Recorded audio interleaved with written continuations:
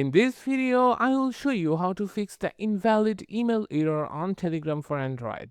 This error is usually caused by a typo in your email address, a temporary app glitch, or an issue with the Telegram app itself. First, double-check your email address. Make sure there are no extra spaces, missing characters, or formatting mistakes.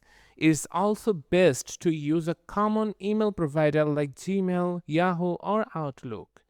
If the email is correct and you are still seeing the error, clear Telegram's cache. Open your phone settings, go to Apps, then find Telegram from the list. Tap on it, tap Storage, and choose Clear Cache. You can also try reinstalling Telegram. Remove the app from your device, then install the latest official version and try entering your email again. If you are setting up a recovery email, open Telegram and go to Settings. Then Privacy and Security and select two-step verification. From there, tap Set Recovery Email and send your email carefully.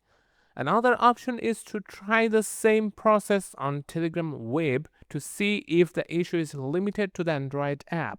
If none of these methods work, contact Telegram support and ask them to review the issue. That's it. These steps should help you fix the invalid email error on Telegram. If this video was helpful, don't forget to like and subscribe for more quick tutorials.